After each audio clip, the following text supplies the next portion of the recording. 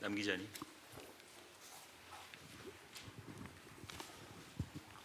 안녕하세요. 유시스 남주영 기자입니다. 먼저 3개월 금리 포워드 가이던스에 대해서 우선 여쭙습니다.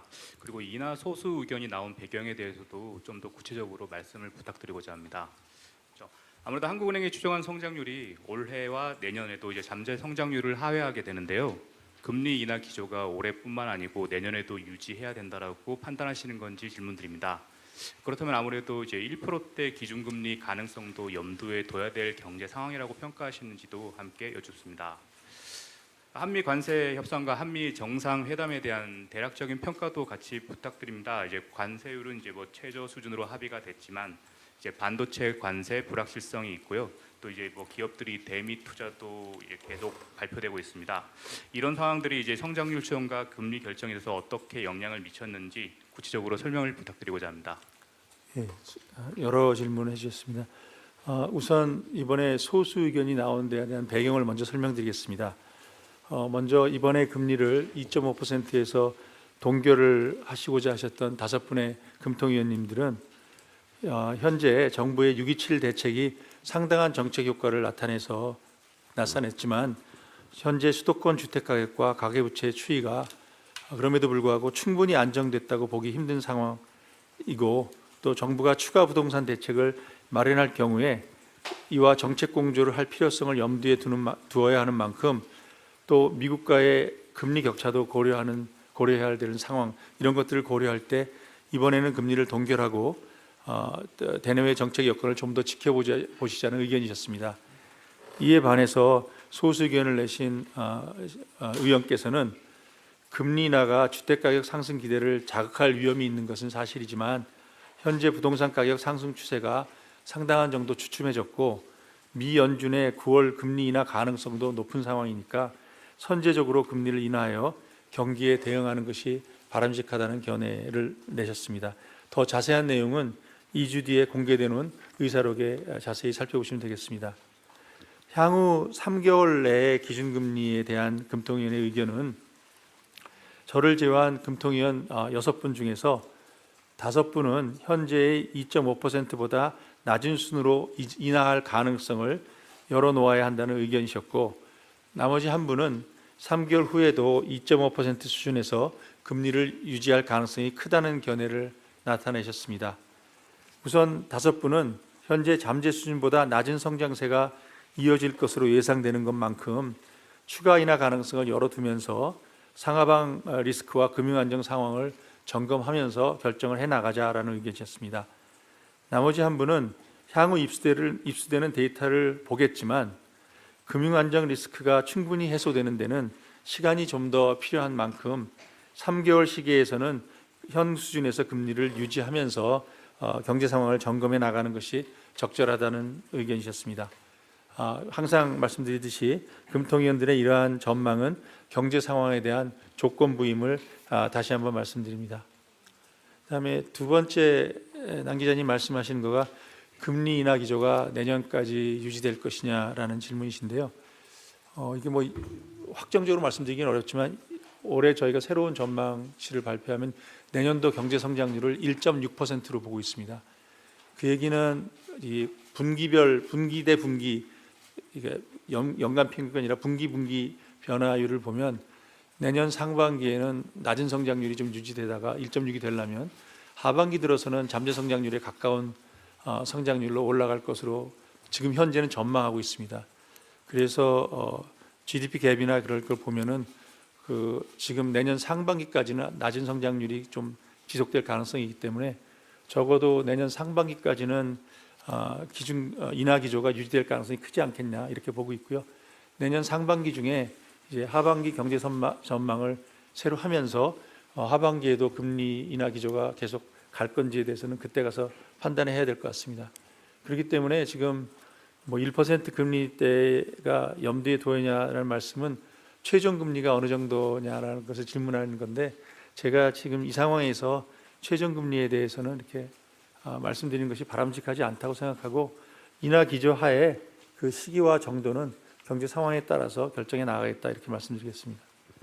그리고 세 번째 질문은 정상회의 결과에 대한 건데 중앙은행이 여기에 대해서 코멘트하는 것이 바람직한지는 잘 모르겠지만 저희가 금통위를 앞두고 정상회의가 열려서 여러 걱정이 많았던 것이 사실입니다. 그런데 결과가 저희 생각에는 굉장히 긍정적이었고 또 순조로운 협상 결과라고 생각하기 때문에 특히 이 8월 초에 저희가 알았던 그 협상 결과와 그 큰 차이가 없는 그런 상황이기 때문에 다행스럽게도 저희가 전망을 준비하던 거에서 크게 전망치를 새로 바꿀 필요가 없는 그런 상황이 되었습니다.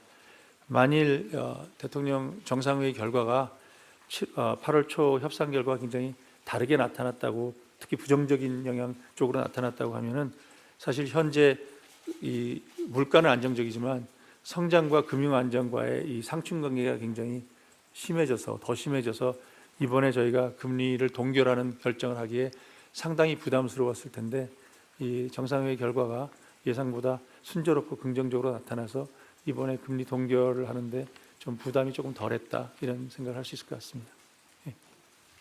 네, 감사합니다. 다음 질문 받겠습니다. 강 기자님. 네, 한국경제 강진규 기자입니다. 성장률 아무래도 0.9%로 좀 상향하긴 했지만 어쨌든 성장 회복이 좀 더 필요한 상황이라는 시각도 있고요.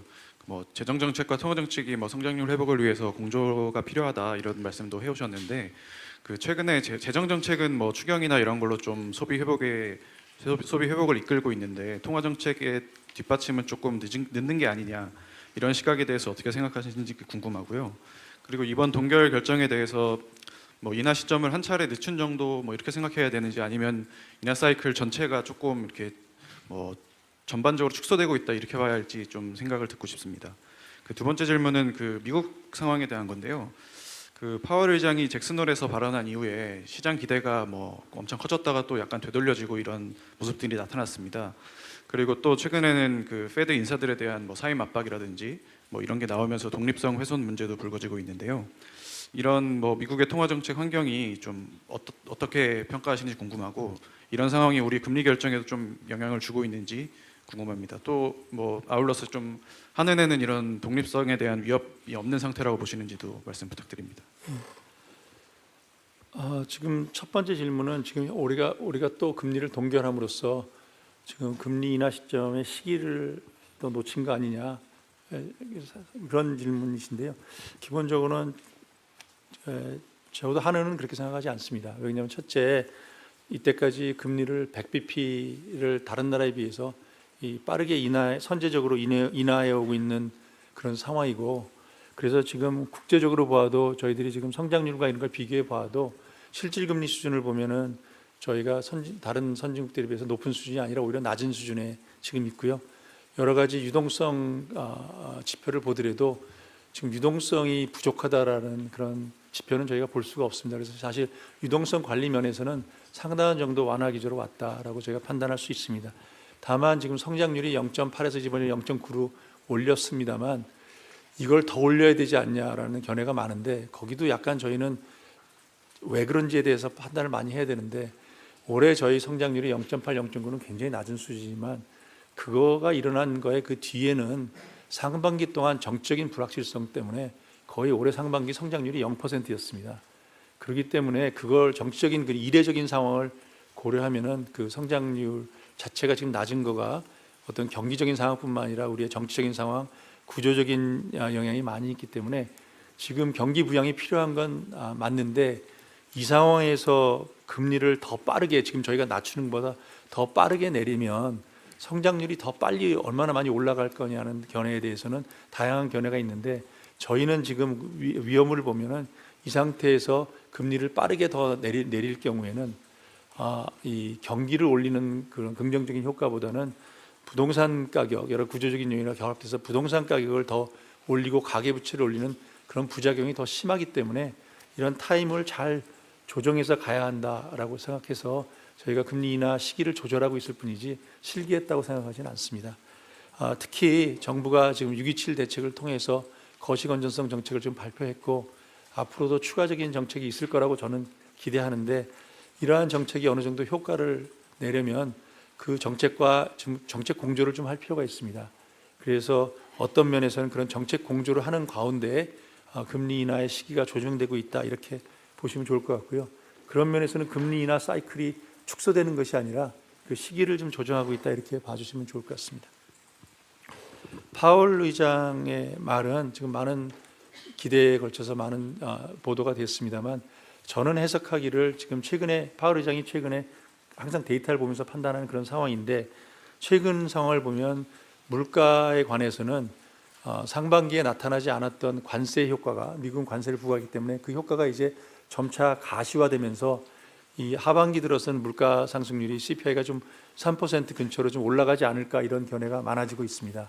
반면에 최근에 나오는 경기 데이터를 보면 올해 상반기하고 다르게 이 고용 지표라든지 이 생산 지표가 좀 하락하는 상황을 보여주고 있습니다. 그래서 미국도 경기와 물가의 이 상충 관계가 확대되고 있기 때문에 그 파월 의장의 말은 전반기에는 경기는 굉장히 솔리드하고 견고하고 물가에 더 관심을 줬다 그러면 지금 경기에 관한 지표가 조금 하향하는 지표가 있기 때문에 두 개를 다 봐야 되는 그런 상황으로 좀 웨이트가 좀 변하고 있다 이렇게 설명한 것으로 저는 이해하고 있고요. 그거에 따라서 앞으로 9월달, 10월달도 그 지표를 보면서 금리를 결정할 것으로 생각하고 있습니다. 독립성에 관해서는 뭐 미국에 대해서 제가 코멘트하는 건 바람직하지 않은데 이론적으로는 중앙은행의 독립성이라는 게 모든 것에서 독립된다는 건 아닙니다. 통화정책에 관해서는 여러 학술 연구도 그렇고 이때까지 경험을 볼 때 우리가 기대 인플레이션을 잡고 그다음에 기본적으로 정부는 물가 안정보다 경기에 대해서 더 가중치를 두고 정책을 할 그런 유인이 많기 때문에 사실 중앙은행은 경기보다는 물가 안정에 조금 더 가중치를 두고 정책 운영을 해야 이것이 서로 균형을 이룬다는 면에서 물가 안정을 위한 이 통화 정책, 금리 정책은 반드시 중앙은행의 독립성을 유지하는 것이 중요하다고 다 누구나 인정하고 있습니다. 이에 반해서 거시 건전성 정책이라든지 또 어떤 위기 상황이 왔을 때 금융 안정 정책이라든지 이런 것은 그 성격상 중앙은행 혼자 할 수 있는 것이 아니기 때문에 당연히 정책 공조가 필요하고 정부하고의 협의도 필요하기 때문에 그런 면에서는 중앙은행이 독립적이라고 볼 수가 없습니다. 그래서 저희가 중앙은행의 독립성이 필요하다는 것은 금리 정책, 즉 통화 정책에 대한 독립성이 필요하다는 것이고 한국은행은 지금까지 저희가 정부로부터 이렇게 어떠한 통화 금리 정책을 하는 데 있어서 어떤 영향을 받지 않았기 때문에 저희는 금리 정책에 관한 독립성은 다른 어느 나라보다 잘 유지되고 있다고 생각합니다. 예, 감사합니다. 다음 질문 받겠습니다. 장 기자님. 네, 이데일리 장여원 기자입니다. 지난번 회견에서 총재님께서 이제 가계부채 증가세뿐만 아니라 수도권 집값 수준 역시 중요한 요소로 보신다고 말씀을 해주셨는데요. 이번에도 뭐 금리 결정의 금융 안정이 주된 결정 배경인 것 같은데 성장과 금융 안정의 이제 비중이 올해 남은 두 번의 금리 결정에 어떻게 영향을 미칠 걸로 보시는지 궁금하고요. 번째로는 이번 수정 경제 전망을 보면은 내년까지도 GDP 갭은 마이너스일 것 같은데요.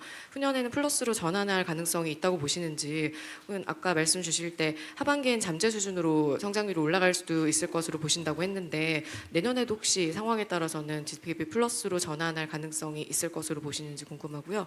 마지막으로 인하 기조로 접어든 이후 이제 지금까지 기준금리 1%포인트 내렸는데요. 이제 기준금리 인하가 성장률 제고에 어느 정도 효과가 있었는지 뭐 지금 현 상황을 반영했을 때 추가 기준금리 인하가 성장률 제고에 어느 정도 효과를 줄 수 있을 것으로 보시는지도 궁금합니다. 예, 저희가 매기를 다 판단할 수 있는데 마지막 질문에 대한 답부터 말씀드리면 이게 통계적으로 보는 거니까 기준금리가 25bp 떨어지면 성장률은 0.06%포인트 보통 올라간다 이렇게 저희가 보고 있습니다. 그래서 지난 한 100bp 정도 지금 낮춰줬으니까 성장률에는 누적적으로 0.24%포인트 정도 올렸을 거라고 저희가 보고 있는데 이거는 시기마다 다르고 그렇기 때문에 통계적으로 좀 판단해 봐야 돼서요. 저희가 이번 인하 사이클이 지나면 아마 다시 한번 볼 텐데 지금까지 100bp 내린 거가 한 0.2% 이상 성장률에 기여했을 거라고 저희는 생각하고 있습니다. 앞으로도 당연히 금리를 낮추면 성장률 제거 효과가 있을 텐데 그거와 함께 지금 현 상황에서는 성장률보다는 부동산 가격을 더 올릴 가능성 이런 것들이 배제할 수가 없어서요. 저희가 그런 데서 계속 보고 있으면서 리서치를 하고 있습니다. 그다음에 내년도 GDP 갭이 어떻게 될 거냐 그러면 현재 GDP 갭이 좀 많이 벌어져서 마이너스 1% 그 근처로 지금 가 있는데 이 GDP 갭이 내년 상반기까지는 아무래도 성장률 패스가 지금 잠재 성장률보다 쿼터 투 쿼터를 보면은 낮은 상황에서 좀 더 확대되다가 이제 저희가 1.6%라고 내년에 성장을 가정을 하면 하반기부터는 이제 잠재 성장률로 이 쿼터 투 쿼터 그로스 레이트가 가면서 갭이 점차 줄어들지 않겠나 이렇게 보고 있는데 뭐 1년 이상의 시간이 남았기 때문에 내년 중반쯤에 다시 한번 평가해 봐야 될 것 같습니다. 그리고 금융 안정에 관해서 지금 말씀하니까 저희가 금융 안정은 항상 그렇지만 저희가 물가 안정을 가장 우선적으로 하고 물가가 안정스러운 상황에서는 경기와 금융 안정을 서로 이렇게 보면서 이 어느 그 상충 관계를 보면서 저희들이 항상 그 조율을 합니다. 그래서 금융 안정은 항상 뭐 어떤 때만 보는 것이 아니라 매번 보고요. 지금은 금융 안정 그러면 지금 현재 부동산 쪽이 이슈가 돼 자꾸 부동산 쪽을 말씀하시는데 사실은 금융 안정 예측하기 어려운 거가 환율이라든지 다른 변수도 굉장히 중요하거든요. 특히 환율은 예측하기도 어렵고 그래서 금융 안정은 항상 보는 거다 이렇게 생각하시면 좋겠고 그때 어떤 변수가 더 중요한지는 상황에 따라 봐야 될 것 같습니다. 질문 하나 더 저희 생각한 것 같아 어떤 제가 다 하셨어요. 다 한 거죠. 예. 감사합니다. 다음 질문 받겠습니다. 오 기자님. 네, 안녕하세요. 연합인포맥스의 오진우 기자입니다. 방금 장영은 기자가 물어본 거하고 좀 비슷한데 지난 7월 금통위에서는 이제 서울 집값의 안정이 필요하다. 기존에는 특정 지역 주택 가격보다는 부채 관리가 중요하다라고 말씀하시다가 조금 이제 포인트가 바뀌셨는데요. 이거는 가계 부채 증가세가 조금 진정이 돼도 집값이 안정되지 않으면 금리 인하에 제약이 따른다라는 의미로 받아들이면 되는지 그리고 서울 집값의 안정이라는 기준이 현재 이제 또 레벨이 많이 올라와 있는데 이게 점진적인 하락 전환을 의미하는지 아니면 상승세가 둔화되는 정도면 이제 안정됐다라고 보시는지 기준을 좀 여쭙고 싶고요. 그 다음에 오늘 말씀하신 것 보면 내년 상반기까지 인하 기조가 계속된다. 그 다음에 5분의 위원이 3개월 내에 인하 의견을 냈다. 뭐 이런 것들 종합해 보면 최소한 2번의 인하는 뭐 거의 보장돼 있다라는 의미로 해석이 되는데요.